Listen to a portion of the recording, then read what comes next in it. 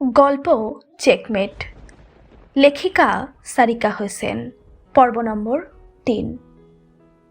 সারফারাজের আনা chocolate ice cream 2 হাতে মাখিয়ে খাটের উপরে বসে বসে খাচ্ছে আর পা দোলাচ্ছে রূপকথা। মেঝেতে বসে বসে সেই দৃশ্য দেখে খানিক হাসল সারফারাজ। এরপর আদুরে কণ্ঠে বলল, মজা? তড়িৎ মাথা ঝাঁকালো রূপকথা। এরপর নিজের আধ খাওয়া একটা চকলেট সারফারাজের মুখের সামনে ধরে ছোট ছোট দাঁত বের করে ভুবন ভুলানো হেসে বলল, খাও। আকস্মিক এমন কাণ্ডে ভড়কে গেল সারফারাজ। এরপর গলে পড়া চকলেটের উপর নজর বোলালো। কিছুক্ষণ আগে এটা চেটে চেটে খেয়েছে রূপকথা। চকলেট ফেলে এবার রূপকথার পানে নজর দিল সারফারাজ। পুরো গাল মুখ মাখিয়ে খেয়েছে সে। মেয়েটির পুরো মুখশ্রী দেখে অদ্ভুত মায়া হলো সারফারাজের। হয়তো মেয়েটির মা বেঁচে থাকলে আদরে যত্নে তুলে তুলে খাবার খাওয়াতো। তপ্ত কম্পিত শ্বাস ফেলে একটা টিস্যু দিয়ে রূপকথার তুলতুলে মুখশ্রী মুছতে মুছতে সারফারাজ বলল, আমি চকলেট খাই না, তুমি খাও। চকলেট খেলে দাঁতে পোকা হয়। সারফারাজের কথায় ভ্রু কুঁচকে খাওয়া থামিয়ে রূপকথা বলল, তুমিও মাম্মামের মতো মিথ্যে বলছো না? পাপা বলেছে দাঁত ব্রাশ করলে সব পোকা মরে যায়। আর কথা বাড়ালো না সারফারাজ। কিছুক্ষণ উসখুস করে ধীর কণ্ঠে সারফারাজ বলল, আচ্ছা, তোমার বাবা মায়ের জন্য তোমার খারাপ লাগে না? হাতের চকলেট পুরোটা খাওয়া শেষ করে আঙ্গুল চাটতে চাটতে রূপকথা বলল, লাগে। তোমার মা বাবা কোথায় আছে তুমি জানো? মাথা ঝাঁকালো রূপকথা। সে জানে। সারফারাজ অধীর কণ্ঠে শুধালো, কোথায় আছে? খোলা জানালায় আঙুল তাক করে ভাঙা কণ্ঠে রূপকথা বলল, আকাশের তারা হয়ে গেছে। কথাটি বলেই জোরে কেঁদে উঠল মেয়েটি। মেয়েটির কান্নায় সারফারাজ ব্যথিত হলো। এরপর মেঝে থেকে উঠে গিয়ে রূপকথাকে কোলে তুলে নিয়ে বুকে জড়ালো। রূপকথা সারফারাজের গলা জড়িয়ে ধরে বলল, মাম্মার পেটে একটা ছোট ভাই ছিল। মেয়েটির বড় বড় চোখ বেয়ে টপ টপ করে জল ঝরছে। সারফারাজ সেই চোখের জল মুছে বলল, কেঁদো না রূপকথা, এখানে বড় বড় মনস্টার আছে। কান্নার শব্দ শুনে এখানে এসে তোমায় খেয়ে নেবে, তখন তুমিও আকাশের তারা হয়ে যাবে। সারফারাজের কথায় ধীরে ধীরে কান্না থামল রূপকথার। এইটুকুন বয়সে তার জীবন গতিহীন, গন্তব্যহীন হয়েছে। তার বাকি জীবন কিভাবে চলবে সে বিষয়েও সে কিচ্ছুটি জানে না। সারফারাজহীন তার যাবার জায়গা নেই। কোনোদিন কোনো আত্মীয় স্বজনও দেখেনি সে, হয়তো নেই, তবে কোথায় যাবে সে? সারফারাজ নিজেও চিন্তিত রূপকথাকে নিয়ে। এভাবে বদ্ধ ঘরে মেয়েটিকে কতদিন বন্দি করে রাখবে সে? ছোট বাচ্চা পাখা মেলে পুরো বাড়ি বিচরণ করবে, সেখানে একটা বদ্ধ ঘরেই তার চলাচল সীমাবদ্ধ হয়েছে। খারাপ উশৃঙ্খল ছেলে পেলে দিয়ে ভরা শুভাঙ্গের হাবেলি। প্রত্যেকটা মানুষ এখানে নির্দয়, হৃদয়হীন। টাকা, ক্ষমতা আর শারীরিক সুখের কাছে এরা নিজেদের বিবেক বেচে দিয়েছে ভীষণ সস্তা মূল্যে। দিনের বেলা চুরি, ছিনতাই, খুন, আর রাতের বেলায় মাতাল হয়ে পুরো হাবেলি জুড়ে চিৎকার চেঁচামেচি করে ঘুরে বেড়ায়। এখানে এমন নিকৃষ্ট কিছু পুরুষ আছে যারা নষ্টা মেয়ে মানুষ নিয়ে ঘরের ভেতর অপকর্মে লিপ্ত হয়। এমন একটা পাপের সাম্রাজ্যে এমন ছোট্ট নিষ্পাপ রাজকুমারী অবহেলায় ফেলে রাখতে পারে না সারফারাজ। কিন্তু মেয়েটিকে কার কাছে রাখবে সে? সারফারাজের ভাবনার মাঝে রূপকথা ডেকে উঠল, আমার ঘুম পেয়েছে। নিজের ছোট্ট সিঙ্গেল বিছানা ঝেড়ে ঝুড়ে সারফারাজ বালিশ পেতে বলল, ঘুমাও। এভাবে ঘুমায় না তো কিভাবে ঘুমাও? গান গাও। এবার মহা ফ্যাসাদে পড়ল সারফারাজ। কি গান গাইবে সে? আর তার যেই গলা একদম ফাটা বাঁশের মতো গমগমে। এই বেসুরে গলায় গান গাইলে ঘুম আসার পরিবর্তে ঘুম চিৎকার করে পালাবে। রূপকথাকে চুলে বিলি কেটে সারফারাজ বলল, আমি কোনো গান জানি না, চুল টেনে দিচ্ছে, ঘুমাও। কিন্তু নাছোড়বান্দা রূপকথা, তার গান না শুনলে ঘুম হবে না। এবার নিজের কপালে চাপড় মারল সারফারাজ। এরপর কিছুক্ষণ স্তব্ধ থেকে ধীর গলায় গাইল, টুইঙ্কেল টুইঙ্কেল লিটল স্টার। গুনগুনিয়ে গান ধরতেই 2 মিনিটের ব্যবধানে ঘুমের রাজ্যে পাড়ি দিল রূপকথা। কিন্তু হৃদয় দগ্ধ হলো সারফারাজের। চেপে রাখা কান্নায় বুক ভার হয়ে গলা বিষিয়ে উঠল। নিজের মায়ের সুন্দর মুখশ্রী আর সমধুর গলায় ছড়া কেটে ঘুম আনানোর স্মৃতি মনে পড়তেই আকাশী চোখ দুটো রক্তবর্ণ হলো। নিভৃতে দুপোঁটা জল গড়িয়ে পড়ল নিখুঁত গাল বেয়ে। ধীর পায়ে মেঝে থেকে উঠে দাঁড়ালো সারফারাজ। ব্যালকনির দিকে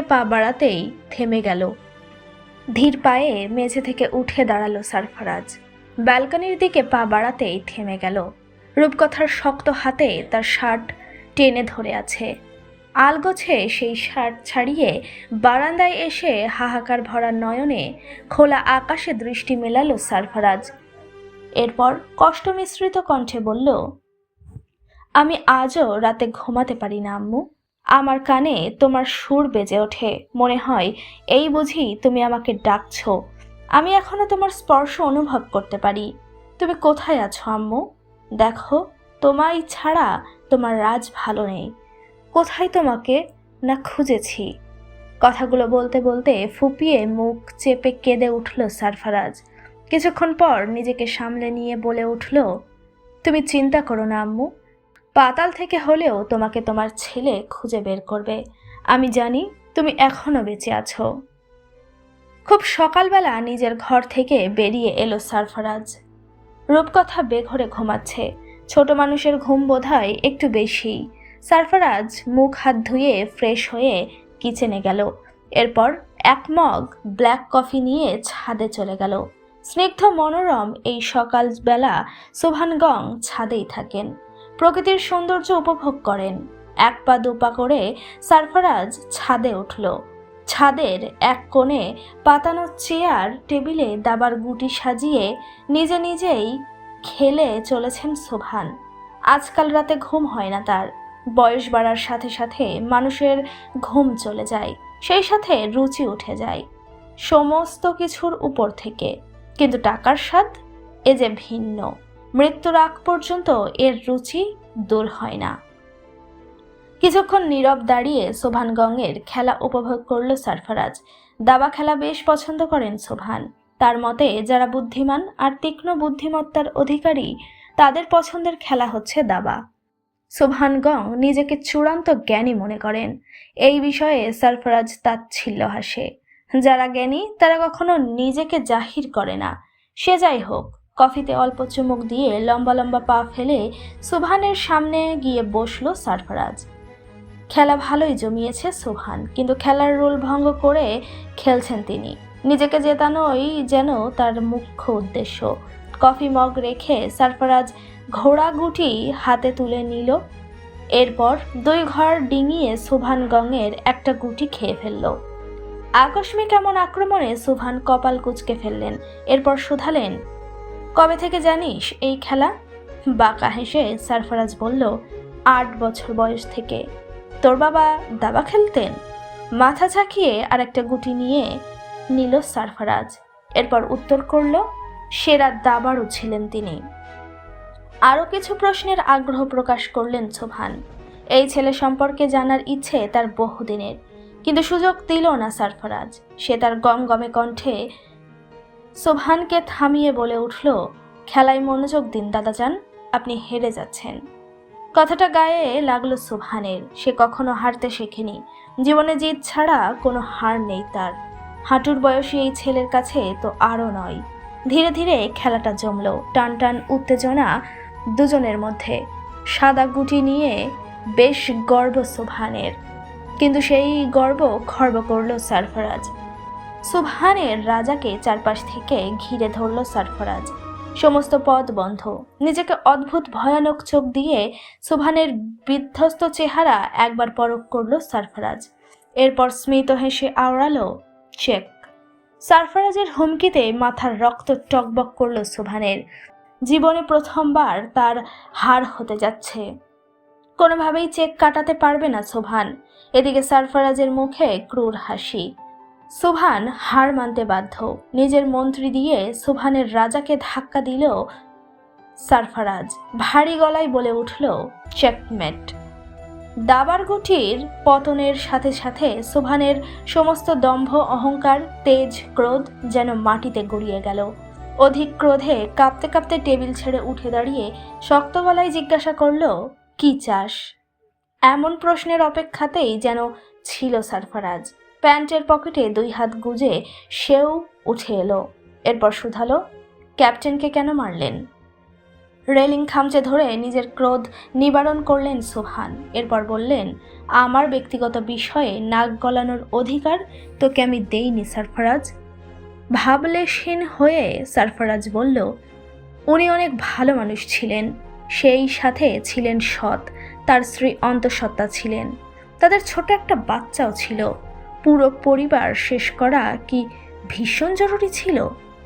এবার ঘুরে তাকালো সুবহান। এরপর দ্রুত পদে এগিয়ে এসে সারফারাজের শার্টের কলার চেপে ধরে ধমকে বলে উঠল, কলিজা অনেক বড় হয়ে গেছে তোর, তাই না? সুবহানের চোখে চোখ রেখে সারফারাজ বলল, যেই এতিম বাচ্চাটা আমার সাথে ঘুরে বেড়াচ্ছে সে ওই ক্যাপ্টেনের মেয়ে। এমন নিষ্পাপ বাচ্চার চেহারা দেখে আপনার বুক কাঁপে না দাদাজান? অপরাধ বোধ জাগে না? ভোলা ভালা বাচ্চাটা বাবা মা হারিয়ে কিভাবে বেঁচে আছে তার খোঁজ নিয়েছিলেন কখনো? হাতের বাঁধন আলগা হয় সুবহানের। আলগোছে সারফারাজের কলার ছেড়ে দিয়ে কম্পিত কণ্ঠে বলে ওঠে, আমাকে পুলিশের ভয় দেখিয়েছিল ওই ক্যাপ্টেন। বারবার হুমকি দিয়ে যাচ্ছিল, কোটি টাকার মাল সিল করে থানায় ধরিয়ে দিয়েছিল। ওসি আমার পালতু কুত্তা না হলে তুই সহ লেকচার দেবার জন্য অবশিষ্ট থাকতি না এখানে। ওই যে দামি কফি গিলছিস, তার বদলে লাল আটার বালুওয়ালা কিরকিরে রুটি আর ডাল চিবুতে হতো। বুঝেছিস কি বলছি? সুবহানের কথায় প্রশস্ত হাসল সারফারাজ। এরপর বলে উঠল, এভাবে কতজনের রক্তে আপনার হাত লাল হয়েছে দাদাজান? মাথা উঁচু করে সারফারাজের পানে তাকিয়ে রয় সুবহান, কিন্তু কোনো উত্তর দিতে পারে না। সে উত্তর দিতেও চায় না। নিজের ব্যক্তিগত ব্যাপারে অন্যের কাছে জবাবদিহিতা করতে মোটেও পছন্দ নয় তার। উত্তরের জন্য অপেক্ষা করল না সারফারাজ। পেছন ফিরে হাঁটা ধরল। এমন সময় গম্ভীর গলায় সুবহান বলে উঠলেন, মেয়েটাকে আমার চোখের সামনে থেকে বিদায় কর সারফারাজ, নয়তো একে দুনিয়া ছাড়া করতে 1 মিনিটও ভাববো না আমি। বড় হয়ে এও যে বাপের প্রতিশোধ নিতে ফুঁসে উঠবে না তার কি গ্যারান্টি? অযথা একটা বাচ্চার জন্য কেন আমার সাথে তোর সম্পর্ক খারাপ করছিস? ভুলে যাস না, তোকে আমি রাস্তা থেকে তুলে এনে জায়গা দিয়েছি, খাইয়ে পরিয়ে বাঁচিয়ে রেখেছি। নুন খেলে গুণ গাইতে হয়, জানিস তো নাকি? পায়ের গতি দ্বিগুণ করে ফিরে এলো আবার সারফারাজ। নিম্নভাগের লালচে ঠোঁট কামড়ে ধরে হাসল বাঁকা করে। এরপর ঠান্ডা ভয়ানক গলায় বলল, নুন যা খেয়েছি তার 1000 গুণ আপনাকে ফেরত দিয়েছি দাদাজান। আর রইল ওই বাচ্চাকে শেষ। ওই বাচ্চার সাথে যতক্ষণ আমি আছি ততক্ষণ আপনি কেন, আপনার মরা বাপ কবর থেকে উঠে এসেও কিচ্ছুটি বাঁকাতে পারবে না। কারণ আমি ওই মেয়ের শেল্টার হয়ে সামনে দাঁড়াবো। আর দ্বিতীয়বার যদি ওই মেয়েকে নিয়ে এমন ভাবনা ভেবেছেন, আপনার মন আমি জ্বালিয়ে ছাই করব দাদাজান। সারফারাজের হুমকিতে থরথর করে কেঁপে উঠল সুবহান। বারবার তার মনে হয় কোথায় যেন এমন গলার স্বর, এমন হুমকি তিনি শুনেছেন, কিন্তু মনে করতে পারেন না। মাঝে মধ্যেই সারফারাজকে প্রচণ্ড ভয় লাগে তার। মনে হয় সারফারাজ তার জম। মনের ভিতরে পশু সত্তা বারবার চিৎকার করে বলে ওঠে, শেষ করে দে এই ছেলেকে, নয়তো এই ছেলে একদিন তোর নাম, তোর সাম্রাজ্য ধুলোয় মিশিয়ে দেবে এক তুবড়িতে। তবুও সুবহান পারে না। কেমন অদ্ভুত এক মায়া তাকে আঁকড়ে ধরে আছে। কি সেই মায়া! রাতের আধার গ্রাস করেছে চারিধার। ঘড়ির কাঁটায় রাত 12টা বেজে 20 মিনিট। পুরো হাভেলি নিস্তব্ধ নীরব। দূর থেকে কেমন ভয়ানক এক পাখির আর্তনাদ ভেসে আসছে। চারপাশ গুমট উত্তপ্ত। হয়তো রাতে কোনো ঝড় আঘাত হানবে। কি নাম সেই ঝড়ের? মদের বোতল হাতে নিয়ে টলতে টলতে সারফারাজের ঘরের সামনে এসে দাঁড়ালো মাসুদ। সারফারাজ বাড়িতে নেই। মাসুদ নিজে চোখে দেখেছে। সারফারাজের আনা নাদুস নুদুস মেয়েটার প্রতি বড্ড লোভ হয়েছে মাসুদের। কিন্তু সারফারাজের ভয়ে আধারে ঘেঁষতেই পারে না সে। কেমন হিংস্র বন্য পশুর মতো খোদ করে সারফারাজ। মাসুদ মনে মনে ভাবে, সারফারাজ নিজের খায়েশ মেটানোর জন্য কি এই মেয়েকে এনেছে? মেয়ে মানুষের আবার ছোট বড় আছে নাকি? এই সারফারাজ বড্ড চতুর। মুখে ভালো মানুষের ভান ধরে থাকে, কিন্তু ভেতরে আস্ত এক জানোয়ার। নিজের গরম মাথা শীতল করতে দরজায় কড়া নাড়ে মাসুদ। একবার, দুবার, বারবার। মাসুদের কড়া নাড়ার শব্দে ঘুম ভেঙে যায় রূপকথার। সারফারাজ ভেবে ঘুম ঘুম চোখে দরজা খুলতেই মাসুদ হুমড়ি খেয়ে পড়ে রূপকথার উপর।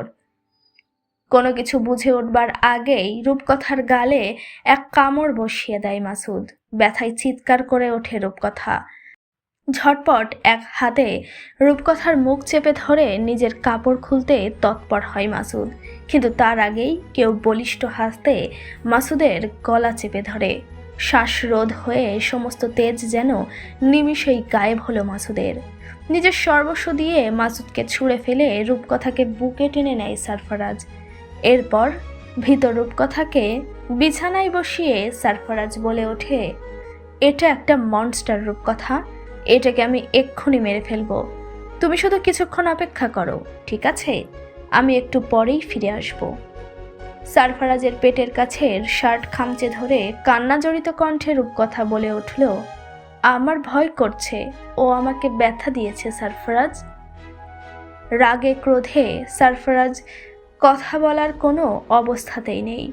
নাসারন্ধ্রে গিয়ে কেমন আগুনের উত্তপ্ত বাতাস বের হচ্ছে ফসফস শব্দে।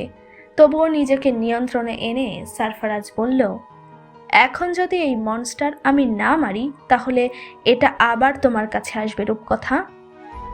রূপকথা সারফারাজের শার্ট ছেড়ে দিয়ে আধো বলিতে শুধায়, একদম মেরে ফেলবে? সারফারাজ ভারী ভয়ানক কণ্ঠে বলে উঠল, একদম। হেই এভরিওয়ান, পরবর্তী পার্টের জন্য অবশ্যই অপেক্ষা করবেন। ততক্ষণ সঙ্গে থাকুন।